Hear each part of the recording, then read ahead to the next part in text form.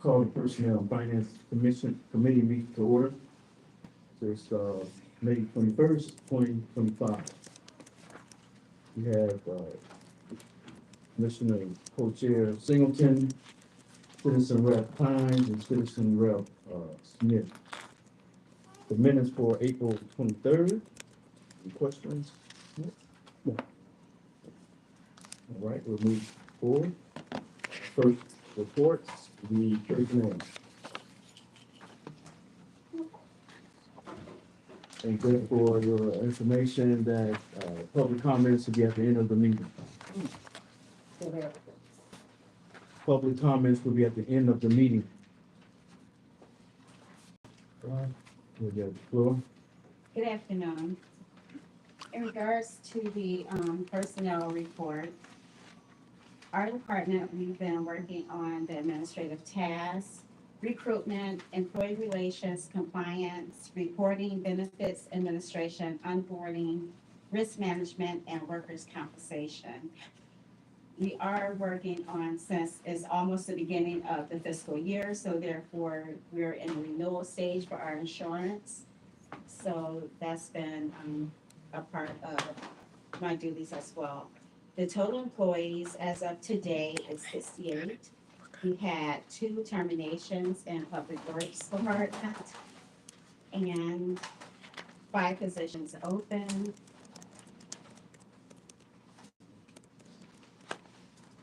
And that's about it for just the personnel. Nothing exciting has been going on. No, no new resume for finance. Correct. Well, I honestly didn't get a chance to look, Okay, I'll check too. check, and then I sent it to Tiff. All right. But when I did check, it was one, maybe a couple of weeks ago, I think it was. I think there was one. I think there was one last time, yeah. resume That was new. We go to the city income tax. For the city income tax, to date, in our office, we have processed 477 residents' tax returns and 1,376 non-resident tax returns. Tax returns were due on April 30th of this year. And as a reminder, if you live and or work within the city limits of Benton Harbor, you are subjected to the city income tax. For residents, businesses, corporations, LLCs, it's 1%. For non-residents, it's 0.5%. Compliance, well, as far as tax returns, I am almost caught up. Actually processing tax returns for this year. So probably I would say within the next 2 weeks, I should be completely finished and just basically processing tax returns that currently are coming in. But as far as the backlog, I am almost caught up on that. Compliance will, I'm trying my best to start it next month, hopefully. But one of the things that is needed that I will be presenting to you guys after I present to Mr. Little is the draft as far as like the compliance goes, because we don't have any, there's no procedures to it as far as precautions, like if no one actually pays the tax, their tax. So we have to have some type of resolution to that. I know some cities, and it really just depends on the city, sometimes they put it on people, credit reports, or sometimes they actually just like go to court on it, or, so it really just depends on the commissioner, how they want to proceed for people that is non-compliant.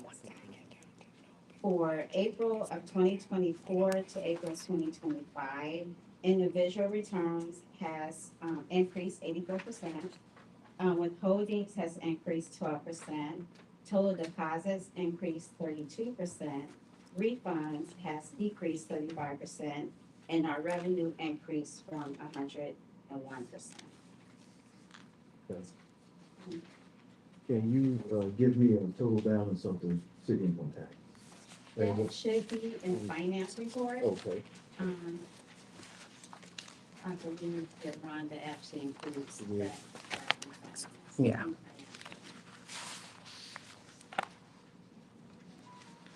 Any questions for? Any questions for? That's kind of any question for?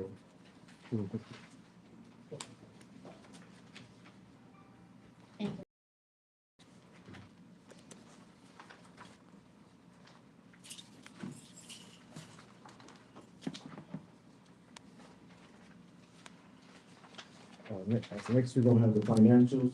You'll see it in your booklet. You're gonna go ask questions, Tiffany, and you be able to put it on the. It's going to read you the report from the financials. Low cash balances are still an issue in the general fund and utility fund, as both funds have sizable amounts of outstanding operational expense checks that have not been funded.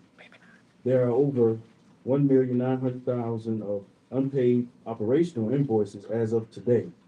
Cash balances are reported as zero for both accounts because the checks that need to be funded exceed the bank balance for both funds. Spending should be at a minimum. Utility fund cash collections were 350,000 in April, which is 50,000 lower than the past 2 months. There are approximately 337,000 of utility accounts past due over 60 days as of today. This represents 46% of total accounts receivable balance of 736,000. There has been no significant decrease in dollar amount of accounts over 60 days delinquent. Expenditures in local funds are higher than normal due to the Jefferson Hill resurfacing project that was partially funded by the state of Michigan. So there you have it, the financials. You can look down. Could you put it up, Tiffany? I'm trying. You can look at your financials. You can see, you can look at the general fund, you can look at the general fund, utility fund from year to date. And the major and local street fund, permanent public improvement, and property tax collection fund from year to date of 4/30/24 as of 4/30/25.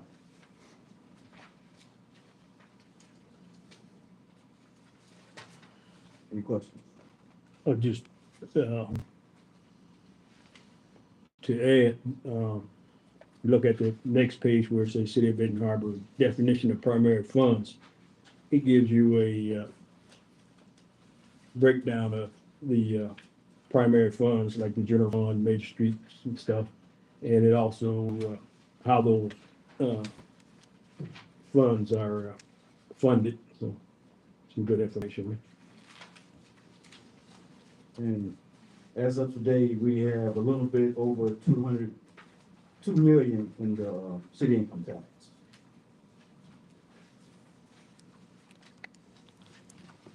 Dr. Thomas. Thank you, Honorable Chair. Question, is, based on the impact that the government has done for Benton Harbor with all the current projects that we received and came in and rescued us during the lead crisis. So underneath the major and local street funds, what kind of impact did the governor make on the city of Benton Harbor? Shouldn't have taken out some burden from us since she came in and also affected us in terms of the lead line replacement, that there have been funds and there's more grants available to help us out. So have we benefited or felt an impact from the contribution from the government? City manager, can you speak on that? We certainly did benefit to the tune of the millions that were made available to us. Of around 40 million. But that had no impact on the general fund because there was no money there to pay for those things anyway before that was done. If those grants had not come available, those items would not be there. There was no money to do it. So yes, it's helpful, but it had no involvement, no impact at all on general fund. Honorable Chair, through the chair, Honorable Chair, through the chair, what I was speaking to is that the question did not relate to the general fund. It related to taking the burden off of the city, getting these services and, infrastructure done by the government and the funds that were put forth, that should have, put a little easier burden, because one of the things, as you noted, was the city income tax was designed that we asked the residents, to trust us that we would use specific funds specifically to fix their alleyways, their sidewalks, their, drive, the streets, and then emergency repairs would, partly because we're in such a dire. And the government came in and blessed us on that, which people, that giving us some kind of cushion, to help us. I'm trying to understand, Honorable Chair. Thank you. Well, in the city income tax ordinance, it is deemed emergency. It's at the end of that, it's roads, alleys, streets, sidewalks, and deemed emergencies. that's the end of it. But the money did get from, to help us was the ARPA fund that we use to, help the residents, and twice for a total of 2.7 million. So, anything to add to that, City Manager? Yes, I think, here, a slightly different question at time. And I believe he's right in the sense that the burden for doing all of that work on the streets and so forth was helped as far as what the income tax would have to do. Because where those state monies came in to replace the utilities, and in order to do the utilities, you also have to replace the street. Some of the streets and so forth that we would have otherwise had to do out of income tax will not have to be done now from income tax. I think that's it. Oh, Yeah. Ms. Smith, anything? So it's, you're saying, Mr. Manager, if we didn't have that, you wouldn't have enough city income tax money to do those projects that was, That's yeah. correct. And probably would not have over quite an extended period of time. Thank you. So everybody look at your packet, and we'll have, send some questions to the city manager. Next, we have new business. Resolution to approve the emergency transfer of income tax from city operations. Are we moving on? Okay, but the red line replacement, I'm not clear on that. We, was that not addressed or had, Red line, please. yes, we going back on the page 9 in terms of, looking at, It's not, that's what are we there yet? it's not on the agenda. What you talking? No, this was in terms of doing our budget and finance and our red line replacement. We got a question for Capital the, expenditure. you got a question for the red line? Right, so I'm trying to understand if the work that has been done and been doing, are we still, is this still, are we still at a deficit? Do we still, For the red line? we're still trying to do the red line? I'm trying to understand the state involvement and our involvement while we still burdened with, It's just, red line. it's just showing you the money that have been spent on the red line services. It's over now. It's correct, city manager? That's correct. And I think what you're trying to say there isn't the case for us. Had we, say, $40 million in the budget and money to back it up, to do the lead lines, and then the state provided the money to do it, and we still have the 40 million there, we would have what I think you're trying to say, but we never had it to begin with.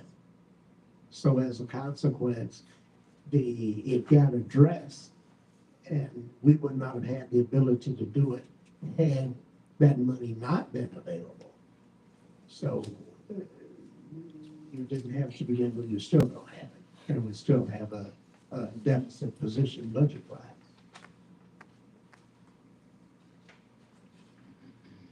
put it out of town. I'm just seeing this amount 34, 70, 86, 702. So that should be whacked down because that doesn't exist. It's, so we're talking about page 5, we're talking about.